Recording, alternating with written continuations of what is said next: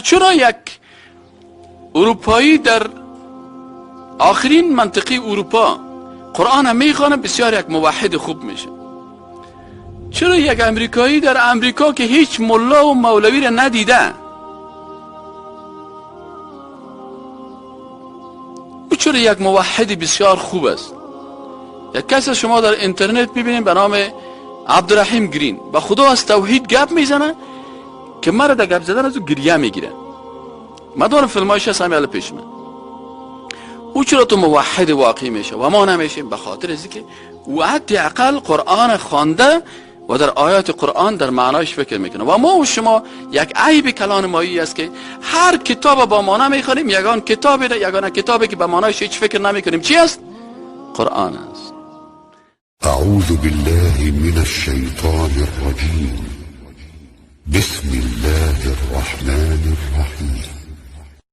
درس هفتم کورس عقیده در قرآن کریم و سنت رسول الله صلی الله علیه و سلم. در درس قبلی ما شما عنوان را تحت نواقض اسلام در اصطلاح گرفته بودیم که گفتیم خلاصه شی بود که اینمی قسم که وضوی انسان مشکنه. مثلا در کتابای فقهی میگن نواقض الوضو، میگه شکننده های وضو. چی معنی؟ باز تحت از او همون مثالایی را بیان میکنه که با انجام شدن اینی کارها وضو مشکنه. انال یک کس وضو داره، اونجا نواقض وضو هست که وضوش هم مشکنه. لکن در عقیده هم عین اصطلاح هست. این نواقض الایمان یا نواقض اسلام میگن. و گفتیم که نواقض جمع نقد است که در زبان عربی با داد نوشته میشه، در فارسی زوات میگن. نقص کننده ها یا شکننده های ایمان. و گفتیم که بعضی کارهایی هست که انسان مسلمان وقتی که در چوکات ایمان داخل می باشه، اگر اینمی امور انجام میده، ایمان از او و یا اسلام از او از بین میره. پس این باب یا این فصل گفتیم بسیار مهم است. چرا؟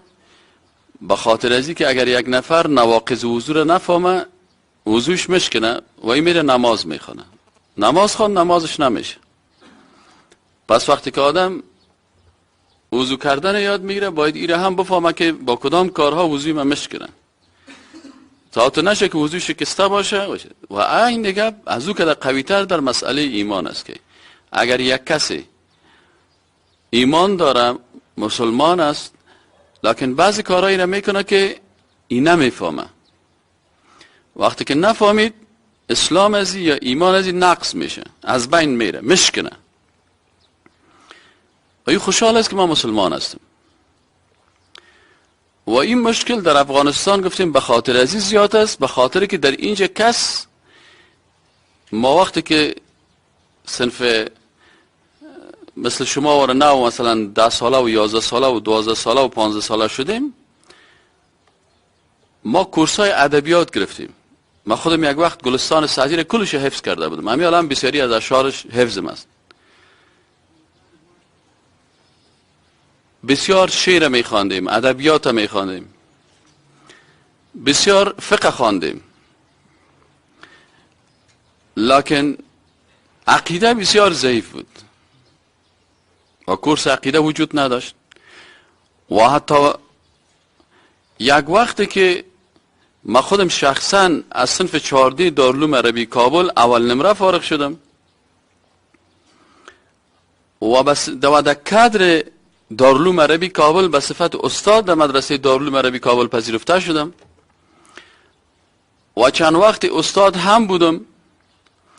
بعد از استادی خود پس رفتم شاگرد شدم، بر تحصیل رفتم بر خارج. یک وقت فکر کردم که من خودم مبتلا و بسیار از اعمال شرکی هستم و بودیم.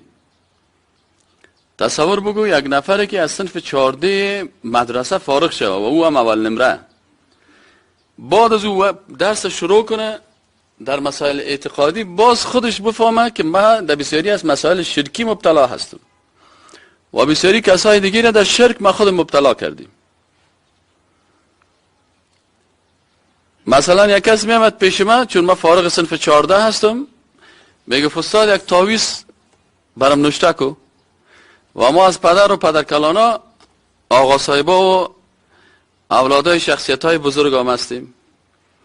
از یک طرف اولاد از او هستیم، از یک طرف مدرسه را خواندیم.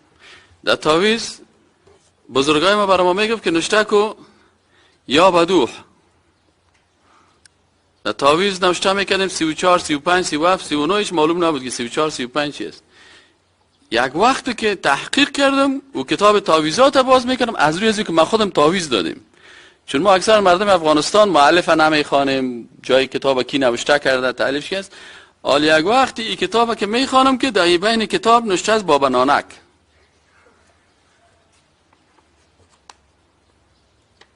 بابا نانک وقتی که این کتاب را که از رویش من تعویض نوشته میکردم، عین جدولایی که جادوگرا و ساحرا نوشته میکنن.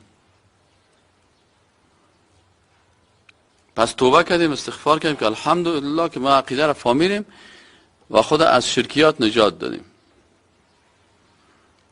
اینال تو تصور بگو که یک کسی که دکاندار است، کسب کار است، مدرسه نخوانده، از این خاطر رسول اکرم صلی الله علیه و چی میگفت؟ میگفت که امی شرک است مثل دبیب نمل است. دبیب نمل مرچکای خورده میگن، یک قسم مرچکای زرد است، بسیار کوچک هستند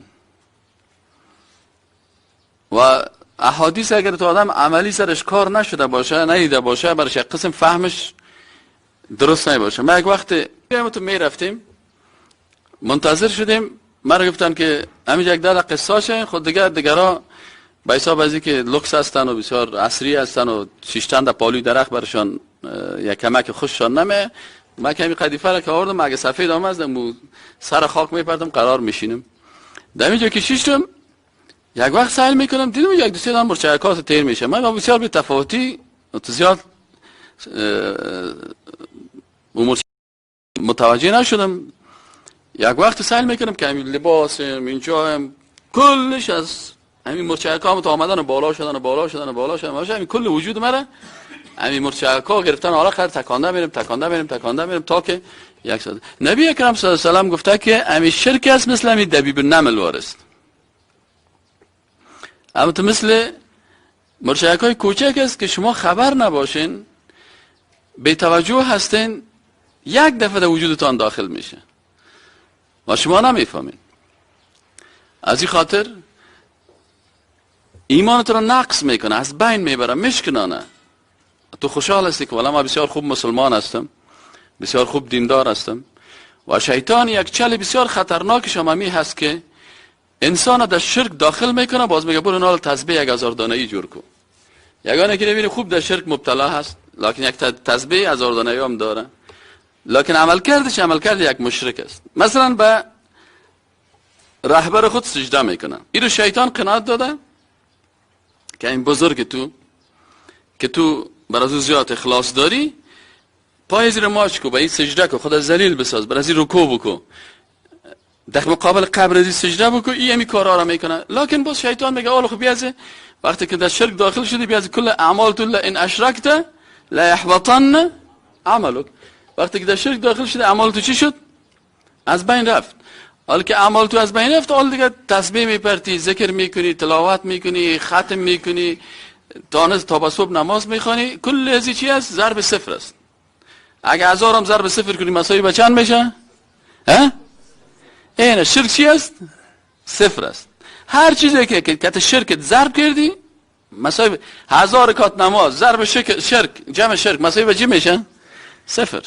پس از این خاطر دیده باشین که بسیاری کسایی که شیطان یکی از چالایش است، وقتی که در شرکی را مبتلا میکنه، در کفر مبتلاش میکنه، در ارتداد مبتلاش میکنه، بازی را در دیگه مسائل دیگه علاج میته، میگه بیاز چی است، پشت ما اوتو را میگیره، او را میگلمش جمع کردم حال ربان این حال. خب پس از نواقص اسلام اولی شکنندهشه گفتیم هفته گذشته چی بود؟ شرک بود. اون تشریح کردم با باب شرک اقسام و ایاش بیان میکنم، زیاد چیز نمیگم. دومی نقص کننده ایمان که ایمان هم مشکنه واسطه قرار دادن است بین خالق و مخلوق، یعنی در بین خود و در بین خالق خود یک کس دیگه را واسطه قرار بدیم. اینا اصطلاحات اعتقادی هست، مثل اصطلاحاتی که در فیزیک هست، در کیمیا هست، در بیولوژی هست، در ریاضی هست. اینا کل از این فرمول هاست. اینا فرمول باید به شکل علمیش فهمیده شود. بسیاری کسات سطحی در روی بازار یک چیز را یاد گرفتن نمیفهمن. اینا واسطه، خود واسطه فعلا از دیدگاه عقیده سه اصطلاح هست که من از پیشتان خواهش می است که این سه اصطلاح را خوب بفهمین که دین درست بفهمین، در شرک مبتلا نشین. یکی وسیله هست، یکی واسطه هست و یکی شفاعت است. ندانستن این سه اصطلاح بسیار سبب شده که بسیار مردم افغانستان در شرکیات مبتلا هستند. گاهی واسطه را که وسیله خلط میکنه، گاهی وسیله واسطه را با شفاعت خلط میکنه. از پیش شما یک قسم گدوت شده مفاهیم، یکی را در جای دیگه میبره، از این خاطر برش یک مشکل پیدا میشه. این حال واسطه چی هست؟ واسطه ای است که بین خود و بین خالق خود یک کسی را قرار بدی. این حال علما میگن که دو قسم است واسطه. پس واسطه دو قسم است، یکی واسطه مشروع هست و یکی واسطه نامشروع. یکی واسطه جایز است و یکی واسطه ناجایز است.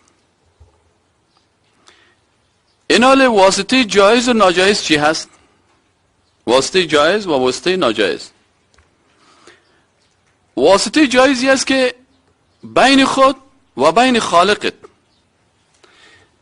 یک کس را من حیث معلم یا مربی قرار بدی.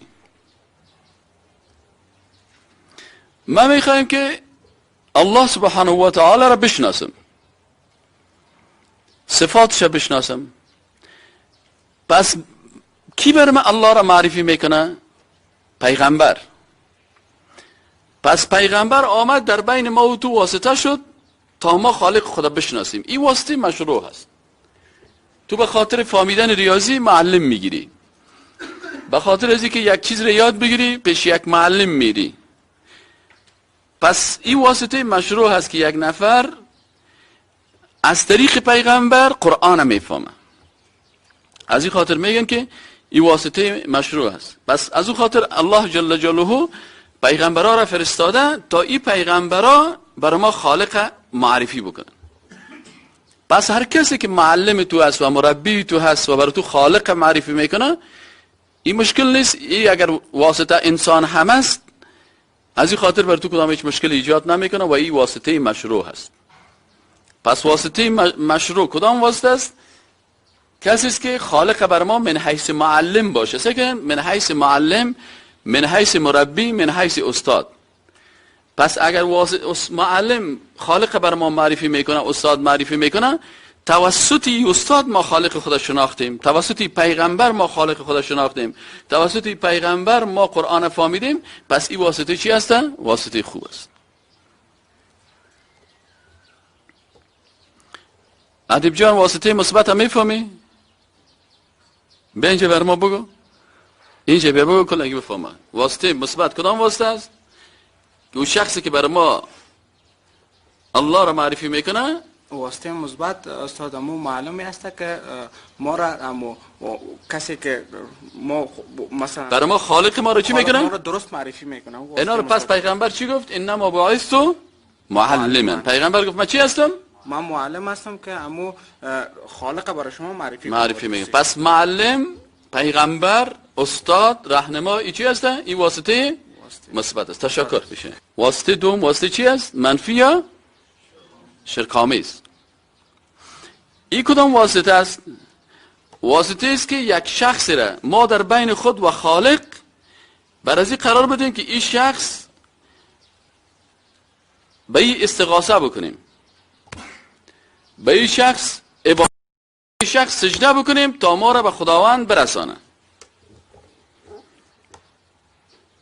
ما بریم پیش یک شخص برش بگوییم که این شخص خداوند العیاذ بالله از من دور است، سوال مرا قبول نمیکنه، پس من به تو آمدیم سجده میکنم، به تو رکوع میکنم، به تو عبادت میکنم، به تو دست دعا را بالا میکنم که تو واسطه ما شوی و خداوند سر ما رحم بکنه، تو واسطه ما شوی، دعای مرا قبول بکنه، تو واسطه ما شوی. فهمیدین یعنی؟ پس واسطه منفی کدام واسطه است؟ که بین خود و خالق خود به خاطر خلاصی از مشکلات، به خاطر استغاثه، به خاطر استعانت به مخلوق رجوع بکنه و او را بین خود و بین خالق خود واسطه قرار بده. اکثرا کسایی که گمراه هستن این مشکل دارن. مشرکین قریش وقتی که از مشرکین پرسان میکردن که شما خداوند میشناسین، الله را میشناسین، میفتن بله. خالق آسمان و زمین کی است؟ میفتن الله هست. شما را کی پیدا کرد؟ میفت الله پیدا کرده. شما را کی روزی میته؟ الله میته. میگفت خیلی پیش از این بت‌ها چرا میرین؟ پیش از این بت‌ها چرا میرین؟ میگفت این بت‌ها ما را به خدا نزدیک میکنه. ما از خدا دور هستیم. ما اول پیش بت میریم، بت‌ها ما را چی میکنه؟ به خدا نزدیک میکنه. مشرکین حبشه پیش قبرها میرفتن، میگفتن چرا پیش از این قبر میره؟ میفی صاحب قبر بسیار خوب آدم است، دوست خداست، این ما را به خدا نزدیک میسازه. پس ما میریم پیش از این قبر، به صاحب قبر سجده میکنیم. ببینید در حالت قبلی کس بر معلم خود رکوع و سجده نمیکنه، بر معلم عبادت نمیشه. بعضی اوقات تو میباشه که شاگرد از معلم کده لوکستر میباشه، بعضی اوقات میباشه که شاگرد از معلم کده قویتر است، قدش بلندتر است. بعضی اوقات تو راست مثلا معلم در چوکی شیشته، مثل که پیشتر ادیب شیشته بود، استاد است. پس او هیچ وقت برای من خدا ذلیل نساخته. در واسطه نامشروع مخلوق خدا برای این مخلوق دیگه چی میسازه؟ ذلیل میسازه. برای از رکوع میکنه، سجده میکنه، عبادت میکنه، باز به خاطر ازی که این مخلوق مرا به خدا نزدیک بسازه. اما معلم که است ما با این نیت نیستیم. شاید امیال ادیب یک بر هزارم حس از مکه در پیش خدا عزتش بیشتر باشه. او از مکه تو شاگرد از مکه 1000 مرتبه رتبه پیش خداوند بلندتر است. ما به می عقیده است والله اعلم. پس تو از مکه خوبتر هستی، تو خدا بر من ذلیل نمیسازی، تو فقط از من درس یاد میگیری، اما سجده تا و عبادت تا و دست دعای تا بر الله بلند میکنی. اما برعکس ازی او کسی که واسطه نامشروع میره، باز او به او جانب مقابل به می کسی که بین خود و بین خالق قرار دادن، مثل مردمای کریستیان یا نصرانی ها پیش مجسمه عیسی مسیح میرن سجده میکنن، پایای از او را بوسه میکنن، در مقابل از او خود ذلیل میسازن. بت پرستا در مقابل بت خود ذلیل میسازن، سجده میکنن. و قبر پرستا در مقابل قبر سجده میکنن. شما برین مثلا کسایی که پیروای بابا نانک هستن در مقابل قبر بابا نانک سجده میکنن، و کسایی که متأثر هستن به اندیشه از یا ببینید که در مقابل اونمو دوست خدا یا ولی خدا یا آدم خوب است یا آدم خراب است یا انسان است یا کدام درخت است سجده میکنن و خدا بر از اون مخلوق ذلیل میسازه. پس فرق از بین واسطه، فهمیدین یعنی؟ ان شاء الله بسیار دقیق گپ است که بسیاری کسا نمیفهمن. یکی واسطه چی است؟ مثبت، و یکی واسطه منفی. واسطه مثبت در لباس یک معلم، در لباس یک پیغمبر، در لباس یک استاد تبارز میکنه، و واسطه منفی در لباس یک معبود، یک کسی که برش سجده میشه، عبادت میشه و برش استغاثه میشه، در لباس از او ظهور میکنه. این است دو قسم از چیز. خب این واسطه که منفی هست، چرا منفی است؟ مشکل چی است؟ مشکل این نوع واسطه تحت عنوان است در کتاب مشکل همین واسطه چی هست؟ همین که یک نفر پیش یک بت میره یا پیش یک قبر میره یا پیش یک درخت میره یا پیش یک مخلوق میره و میخواد که او را بین خود و بین خالق خود واسطه قرار بده، نه من حیث معلم بلکه من حیث یک کسی که او را به خداوند نزدیک بسازه و دعای از را به خداوند ببره. مشکل از این تقریبا چند مشکل دارن. اول مشکلش است که این کسایی که این مخلوق در بین خود قرار میده یا مشابهت دارن به مشرکین، کار مشرکین میکنه. مشکل اولشان چی است؟ که امی واسطه‌گیری خود از کجا گرفتن؟ از مشرکین گرفتن. مشرکین چی عادت داشتن؟ آیت قرآن سایی که برای ما قصه میکنن. چرا آیت قرآن همیشه از عادات مشرکین قصه میکنن؟ حضرت عمر رضی الله تعالی عنه چی میگه؟ میگه کسی که جاهلیت نشناسه اسلام شناخته نمیتونه. کسی که جاهلیت، عصر جاهلیت نشناسه اسلام فهمیده نمیتونه. چرا اسلام آمد رواجهای مشرکانه مشرکین نقص کرد، از بین برد. اینا تو که وصل نشناسی تو اسلام فهمیده نمیتونی. پس مشرکین چه قسم عادت داشتن که قرآن آمد ردشان کرد؟ والذین اتخذوا من دونه اولیاء.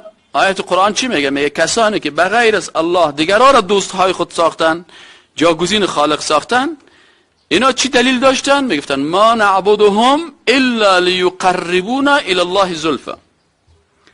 ما نعبدهم، سوره زمر آیت 3 است. لطفاً این آیت شریف خوب حفظ بکنین و سر از این آیت 5 دقیقه لطفاً فکر بکنین. 5 دقیقه در خانه تان بشینین سر از این آیت شریف فکر بکنین که مشرکین چی میگفتن؟ قصه میکنن که بت پرستا وقتی که برشان گفته میشد که شما چرا پیش بت ها میرین، یا میگفتن ما نعبدهم، ما اینا را عبادت نمیکنیم الا مگر به خاطر ازی ما بر از اینا نظر میبریم، بر از اینا سجده میکنیم، بر از اینا احترام میکنیم، بر از اینا دعا میکنیم. به خاطر چی؟ لیقربونا الی الله زلفا، که اینا ما را به الله نزدیک میسازه. ما از خدا بسیار فاصله داریم، دور هستیم. پس این دوستای خدا ما را به خدا نزدیک میسازه. این استدلال مشرکین بود و قرآن بر ما بیان میکنه. اینا اگه ما استدلال مشرکینه و رد آنچه که الله برشان گفته رو بفهمیم، از شرک نجات پیدا میکنیم. در غیر از او در لباس مسلمان خود ما هم استدلال میکنیم. همین بعضی مسلمانایی که مشرکی یا در شرک مبتلا هستن یا اشتباه را میکنن، وقتی که از پیشان پرسان کنین که شما چرا به قبر سجده میکنین، چرا گرد قبر طواف میکنین، چرا ایتار چیز میکنین؟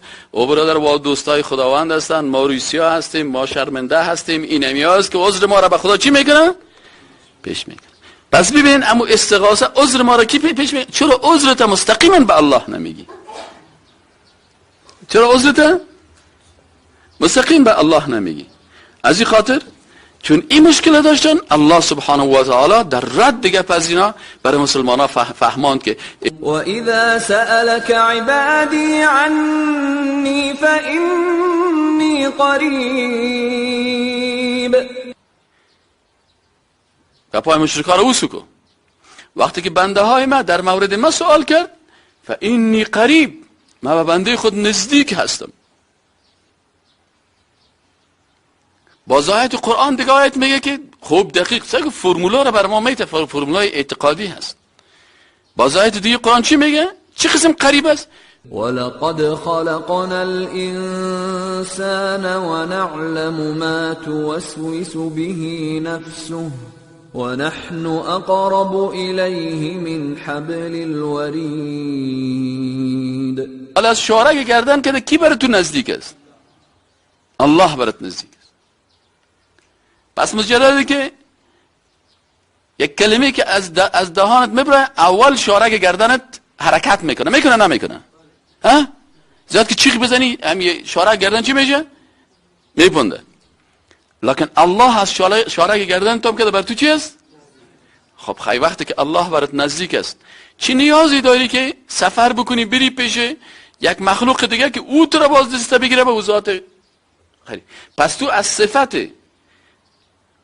قریب بودن الله منکر هستی و انکار از یک صفت الله انسان در شرک و در کفر داخل میکنه. اگر عقیده داری به دو آیات قرآن، اذا سألك عبادی، وقتی که سوال کرد از تو ای پیغمبر بنده های من، حتی در اینجا یک گپ بسیار دقیق متخصصین عقیده میگن. اونا میگه شما همین آیات قرآن مقایسه بکنین با دیگه آیات قرآن. در دیگه آیات قرآن وقتی که از پیغمبر سوال میشه، یسالونک عن الروح، برای پیغمبر میگه قل، تو برشان بگو، قل الروح من امر ربی، بگو که روح از امر پروردگار. یسالونک عن المحیط، قل در کلش، اما در اینجا باز حتی کلمه قل هم برای پیغمبر نگفته که تو برش بگو. وَإِذَا سَأَلَكَ عِبَادِي عَنِّي فَإِنِّي قَرِيبٌ. حالا فرق از بین اون انسانی که قرآن میخوانه و آیات قرآن تحلیل میکنه و تجزیه میکنه و بین اون کسی که قرآن از روی خوانده نمیتونه و او خود متخصص و یا رهبر یک گروپ اسلامی قرارداد میکنه، او شاگردای خود به گمراهی میکشانه. این حال اگر کسی به این آیات قرآن باور داشته باشه یا ایمان داشته باشه، اذا سألك عبادی عنی، وقتی که بنده های ما درباره ما پرسان کرد تو را، فانی قریب، پس این تأکید است، یقینا که ما قریب به بنده خود نزدیک هستم. باز چی میگه بعدش؟ اجیب دعوت الداع، ما اجابت میکنم دعای دعا کننده را. الله میگه که ما اجابت میکنم. فلیستجیبوا لی، پس به اوامر ما اجابت بکنین شما. ولیؤمنوا، و ایمان برین به ما. پس کسایی که دست دعا را به غیر الله بلند میکنن، از قریب بودن الله و از مجیب بودن الله، این دو صفت الله را نمیشناسن. و مشکل بزرگ ما و شما این است که صفات کلی گیره میفهمیم، صفات الله را نمیشناسیم. صفات الله مجیب است، یعنی اجابت کننده دعاها، تقاضاها، خواهشها و سوالهای بنده ها، اجابت کننده هست. ما هم رو نمیفهمیم. و قریب صفت دیگه الله هست، ما از قریب بیخبر هستیم.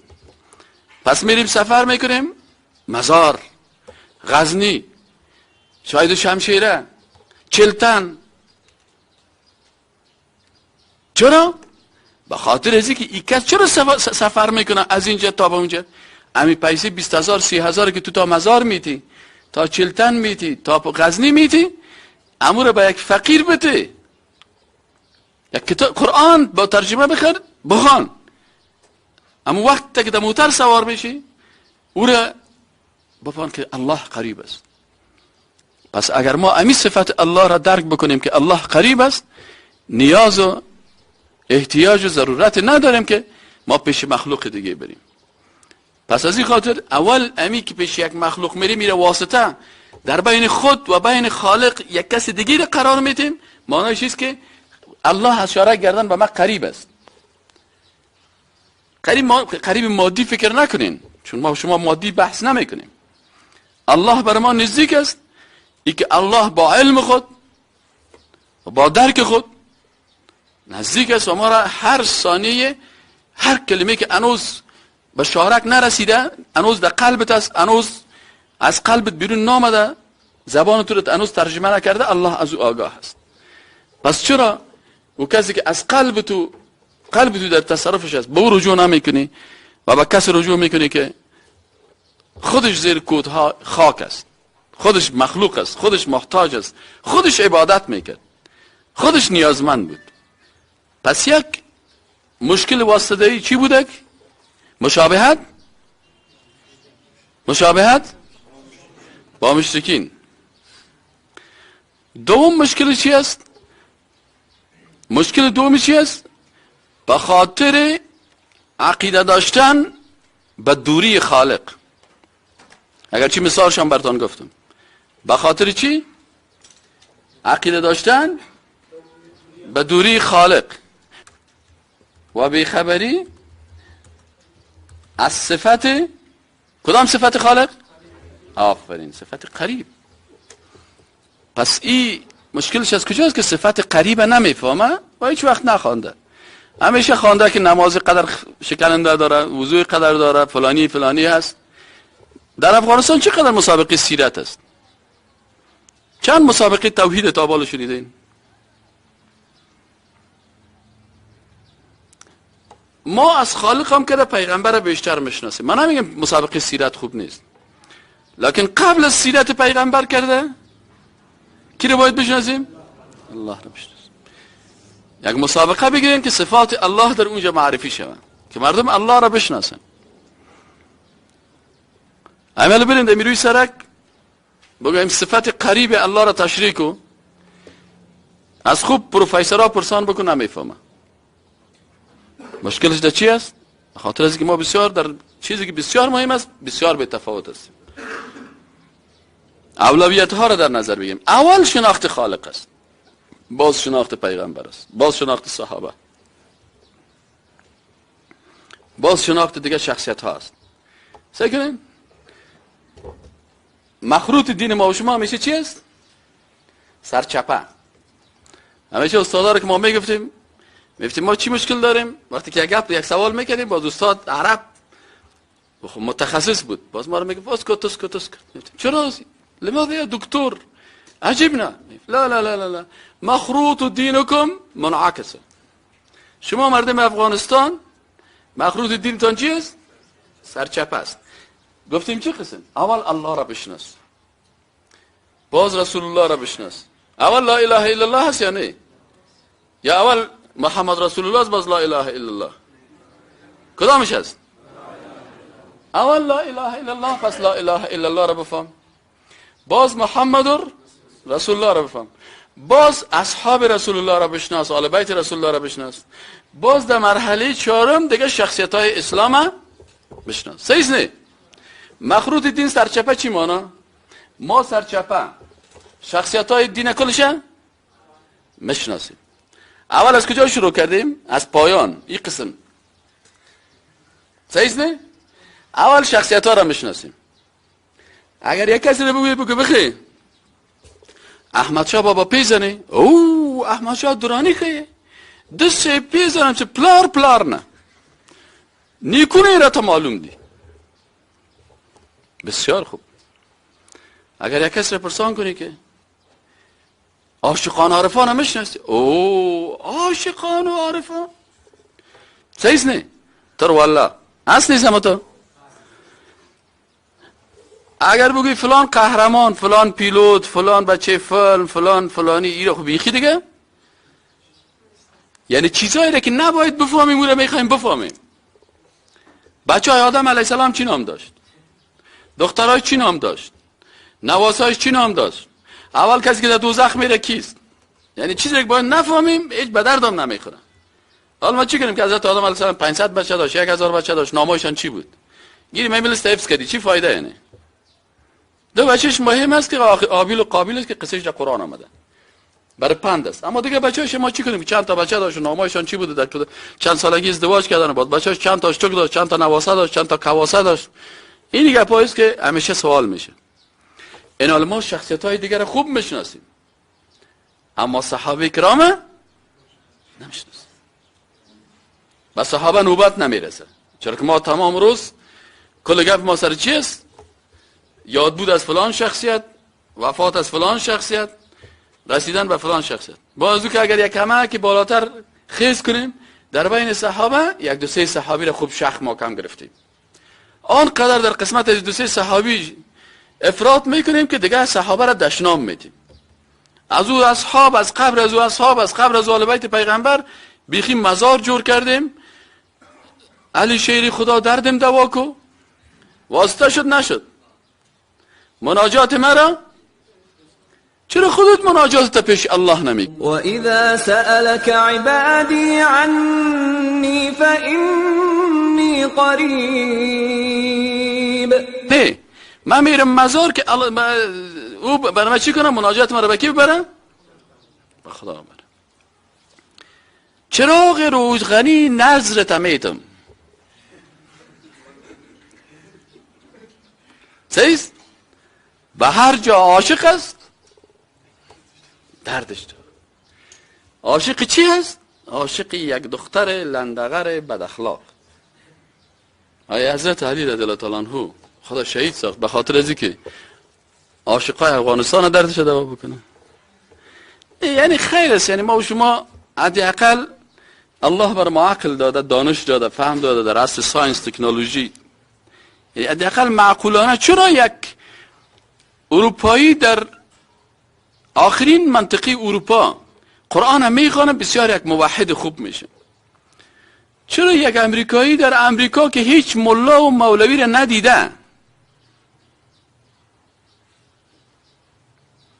چرا یک موحد بسیار خوب است.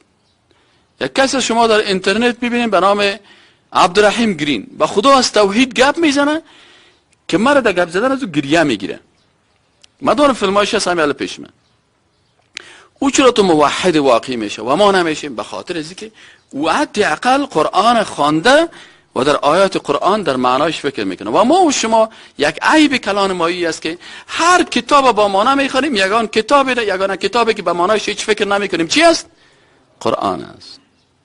دمی ختمایی که قاری 5 سپاره 6 نفر قاری در 1 ساعت ختم میکنن و صاحب خانه هیچ قرآن نمیفهمه و خوشحال است که من ختم کردم، ثواب برم رسید. و این ختم هم عبادت است و در مقابل عبادت پیسه گرفته. و این علما کلشان میگن که اگر در مقابل عبادت پیسه گرفته شد، نیت خواننده قرآن غلط شد، چون نیتش پیسه شد، پس عبادت وقت قبول میشه که نیتش چی باشه؟ رضایت الله باشه. اما نیت چی شد؟ پس این وقتی که من در ختم میرم، خیر است، من خودم مدگار چیز نمیگم، خودم این وقتی که من در ختم رفتم برای نیتی از اینکه چی بگیرم 500 روپیه بگیرم، پس این حالا هر قدر قرآن که خواندم به نیت چی خواندم؟ پیسه. از این خاطر 1 صفحه میخواندم 1 صفحه تیر میکردم، 1 صفحه میخواندم 4 صفحه تیر میگم. صاحب خانه رو سر میگم نیست الف لام میم تلک الرسول فضلنا بعضهم على بعض. یک وقتی که میشد در 40 دقیقه ما وقت 5 سپاره رو خلاص کردم. تو بیارم و چه شد. و هر کس که در مقابل ما استاد میشه، ما به قرآن احترام نداریم. حالا خود داریم، لکن قرآن خواندن، قرآن خودم بخونم یا کس دیگه برام بخونه. این وقتی که من خودم قرآن لفظ یاد نداشتم، برای خواندن لفظ قرآن کرا میگیرم نفر. خوب سل کنین. پس معنایش چطور یاد بگیرم؟ عقیده خودت چطور ازی بگیرم؟ قرآن خبر ازی است که خودت لفظش بخوان. و رتل القرآن ترتیلا، فرض سرت. چطور تو محصل صنف 3 یا 4، حداقل در روز قیامت الله پرسان کنه بگی تو بخوان، بگی بسم الله الرحمن الرحیم. نام رحمان الرحیم بود یا رحمان الرحیم؟ چرا تو که خرد رحمان الرحیم گفتن میتونه و تو محصل گفتن نمیتونی، تو دکتر گفتن نمیتونی، تو انجینیر گفتن نمیتونی؟ به خاطر ازی که تو به هر چیز وقت دادی بغیر از شناخت قرآن عظیم شان. پس این حال وقتی که کس نفهمید، معنیش نفهمید، جفا که در مقابل قرآن، عقیده خود از قرآن گرفتن نمیتونه، چون قرآن هیچ وقت به معنا نخوانده. امیل شما متاسفانه پرسان کنین بسیاری کسا چند نفر است که بغیر از این جوانای دعوتگر ما را من نمیگم، همین دیگه مردم ها را بگوین که لطفاً چند رکعت نماز تا با معنا خواندی؟ چند رکعت نماز تا؟ بسیاری کسا 60 ساله شده معنای سبحانك اللهم را تا یاد نداره. چی قسمی نماز میخونی؟ نماز گپ زدن است با الله، گپ میزنی که معنایش نمیفهمی؟ بر شبیه قسم تلقین شده که ولی خلاص بخون. پس این حاله مشکل دوم چی بود؟ به خاطر که از صفت چی بیخبر است؟ چرا واسطه میکنه؟ به خاطر از اینکه نمیفهمه که الله برای چی است؟ قریب است. و نمیفهمه که ولقد خلقنا الانسان ونعلم ما توسوس به نفسه ونحن اقرب الیه من حبل الورید. اگر ما عقیده داشتم، پیدا کردم، دارم الحمدلله که الله از شارک گردنم بر من نزدیکتر است، دست خدا که بالا میکنم، یا الله یا من تجیب السائل قبل سؤاله، ای ذاتی که سوال کننده را قبل از اینکه سوال خودم مطرح کنه سوالش جواب میدی. بسیاری اوقات همونطور شده دمی دلت یک چیزی میگرده، کاش که اینطور میشد که میری که همی کار شده. یا سبحان الله، من هنوز دعا نکردگی ذات است که قبل از اینکه تو سوال بکنی عالم غیب است و با خبر است. سوم مشکل از این مردم ها چی است؟ تشبیه خالق به پادشاه هست. این فرمولا هست، خوب دقیق متوجه باش. برای پادشاه وقتی که میری خوب فکرت باشه، پیش پادشاه میری یا پیش یک وزیر میری یا پیش یک رئیس جمهور میری، مستقیما رفتن نمیتونی، مجبور هستی بری پیش رئیس دفترش، مجبور هستی پیش سکرترش بری، مجبور هستی پیش مشاورش بری، مجبور هستی پیش یک کسی بری از اقارب و دوستا و نزدیکاش که این نفر تو را به پیش پادشاه چی کنه؟ برسانه، پیش رئیس جمهور تو را برسانه. پس خودت مستقیما رفتن نمیتونی، حتما واسطه که خود میگیری. بیادر فلانی وزیر کار دارم، کدام کس را برش نمیشناسم، میگه آه ولی کس را میشناسم، خیمور خوب بگو. بازو صاحب در موتر میایه او را میری برش یک موتر هم میگیری و باز پیش میبری. بازو که دم دروازه رفت برش میگه که بر فلانی صاحب وزیر صاحب بگو فلانی اومده. مجرد که پیش وزیر صاحب رفت او پرزگه که روان کرد که فلانی کار داره، باز او میره تو هم که خود چی میکنه؟ میبره. این حال کسایی که پیش خداوند خودش مستقیما نمیره، رجوع نمیکنه، از طریق واسطه ها پیش میره. چرا؟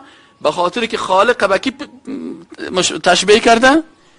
با این پادشاه یا وزیر یا رئیس جمهور یا رئیس یا هر کسی که است. پس مشابهت خالق با مخلوق خودش شرک است نیست. این حال اکثرا کسایی که برشان بگویی که چرا خودت مستقیما دعا نمیکنی، میگه او برادر من روی سیاه هستم، من شرمنده هستم، این دوستای خداست، این دوستای خدا مرا به خداوند چی میکنه؟ نزدیک میست. اما گپ مشرکین شد، یعنی لیقربونا الی الله. این گپ است. منتها مشرکین او را که نان جواری پیش میکردن، ما و شما در چاکلیت مینو. این گپ است. هر دو جمله یکیست. منتها جمله از او بیچاره با همین جمله خود مشرک شد، کافر شد، در دوزخ رفت، قوم ابو جهل شد. و ما تو این جمله را میگیم خوب مسلمان هستیم، یک تا پرست هستیم، خوب دوست خدا هستیم، خوب است. این کار را میکنیم، لیکن منتها فرق چی است که ما خود بسیار آدم چی میگیریم؟ خوب میگیریم.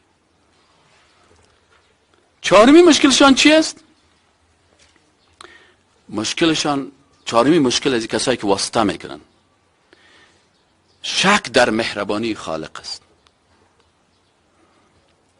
اینا شک دارن که خالق مهربان است. سه که جمله شانه. بگو چرا پیش فلانی رفتی، چرا خودت به خالق نصف شب نمیخیزی، خودت به خالق سجده نمیکنی؟ الله خو میگه که واسجد. با چی قریب میشی به الله؟ با سجده. خب واسجد واقترب، چرا عمل نمیکنی؟ چرا خودت پیش از این میری؟ این برش در جواب چی میگه؟ میگه والله من روی سیاه هستم، من شرمنده هستم، من بسیار گناهکار هستم، من بسیار بدبخت هستم. خدا کی گپ من قبول میکنه؟ خی دوست خدا چرا سون شرمندگی و سیارویی و بدبختی و گناهیت نمیبینه؟ به این عقیده هست که این بسیار مهربان است. گناهی ما هم دید میگه خیر است، اشتباهی ما میگه خیر است، غلطی ما میگه خیر است. این خوب آدم است، خوب مهربان است. اما خداوند به اساس نمی گناه ها و روسیایی ما دعای مرا قبول نمیکنه. این حال بین دو کسی که یک کسی که تو گناهکار شرمنده روسیا هستی پیشش میری و هیچ پیش از یا نمیگرده، بازم که تو کمک میکنه، و کسی دیگه است که سون روسیایی و گناهی تو سل کرده که تو کمک نمیکنه. کدامش مهربان است برات؟ رحمان رحیم به کی دادی؟ به مخلوق دادی یا به خالق داد؟ پس اینجا شک از اینا در چی هست؟ در مهربانی خالق است. اگر این عقیده داشته باشه که بسم الله الرحمن الرحیم من میخوانم الله ذات رحمان الرحیم است، باز هیچ وقت این گپ نمیزنه. میگه پروردگارا، دست خدا بالا میکنه که یا الله درست است من گناهکار هستم، من شرمنده هستم، من بدبخت هستم، من بسیار گناه کردیم، بسیار غلطی کردیم، هیچ روی ندارم، لکن پروردگارا رحمان تو هستی، رحیم تو هستی، مجیب تو هستی، تواب تو هستی. پروردگارا تو ذات بزرگ هستی، ما خب بنده هستیم، اینی قسم ما عاجز هستیم که گناه از دست ما رخ داد. پس پروردگارا با تو سجده میکنم، دعای ما قبول بکن، عفو ما عفو کن. اللهم انك عفو کریم تحب العفو فاعف عني.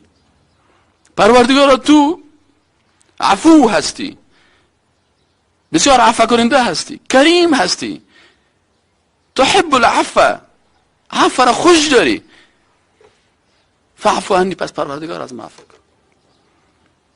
این فرق از بین کسی که سیستم دعای خود از پیغمبر گرفته و فرق از بین کسی دیگه که از دل خود در رحمان الرحیم. پنجمی مشکلشان چی است؟ یا میخوان که شفاعت در دنیا بسازن، شفاعت مخصوص دنیا بسازن. برادر عزیز، شفاعت حق است، لکن در دنیا هست یا در آخرت؟ من ذا الذی یشفع عنده الا باذنه. شما شفاعت کبرایی که هست، شفاعت صغرا هست. شفاعت کبرا در روز قیامت، همین حدیث چه بخوانین؟ در حدیث چی میگه؟ که در روز قیامت، نمیگه در دنیا، میگه در روز قیامت وقتی که بنده ها جمع میشن پیش یک پیغمبر، میگن آدم علیه السلام، باز میشن پیش نوح علیه السلام، پیش دیگه پیغمبر، پیش دیگه پیغمبر، تا که اینا به الله جل جلاله شفاعت بکنن که همین ترازوی میزان گذاشته شود و مردم از این جنجال روز قیامت خلاص شوند. باز بالاخره پیش نبی اکرم صلی الله علیه و آله، باز نبی اکرم صلی الله علیه و آله سجده میکنه. چرا سجده میکنه؟ به خاطر که اجازه بگیره، چون او میفهمه که من ذا الذی یشفع عنده الا باذنه. این حال بسیاری کسا معنای شفاعت نمیفهمن که شفاعت چیست. شفاعت مقید است با آخرت، در دنیا شفاعت نیست. اینطور نیست که تو نماز نخوانی بری پیش یک کس، باز او تو را به نمازی تو را چیز کنه. شفاعت در روز آخرت است. شفاعت در روز آخرت است و شفاعت حق الله است. اینو بسیاری کسا نمیفهمن. شفاعت نه حق پیغمبر است، نه حق ولی الله است، نه حق ملائکه است، نه حق جبریل است، نه حق میکائیل علیه السلام. شفاعت حق الله است و این حق الله بر بنده هایی که خاص برش میده. اینا مشکل ششم واسطگرا چی هست؟ که اینا پنجمیش مثل مشرکین و یعبدون، سیکن آیت قرآن چی میگه؟ و یعبدون من دون الله ما لا یضرهم ولا ینفعهم. میگه مشرکین عادت داشتن که عبادت من دون الله را میکردن، بغیر از الله کسای دیگر عبادت میکردن. کی عبادت می؟ ما لا یضرهم ولا ینفعهم، کسای عبادت میگه که نه برشان ضرر رسانده میتونه نه نفع رسانده میتونه. وقتی که گفتم میشد که چرا پیش از این میری عبادت میگه؟ و یقولون هؤلاء شفعاؤنا عند الله، ما پیش از این قبر میریم، پیش از این بت میریم، پیش از این مجسمه میریم، این شفاعتگر ما هست به نزد الله. ما میریم برای سجده میکنیم، رکوع میکنیم، عبادت میکنیم، یا به قصد شفاعت در شرک داخلش میشن. اما اگر یا منتظر باشن خودشان موحد یک تا پرست اعمال نیک بکنن، اشتباهات و گناهایی که کردن باز اینو در روز قیامت الله بر بعض پیغمبرا عزت میده، و بعضی از علما با حفاظ قرآن، به بعض شخصیت های اسلامی عزت میده که باز او شفاعت کنه. مثل چی؟ مثل ازی که مثلا خود در روزانه خوب درس خواندی، خوب زحمت کشیدی، لکن در امتحان در یک نمره مشکل داری.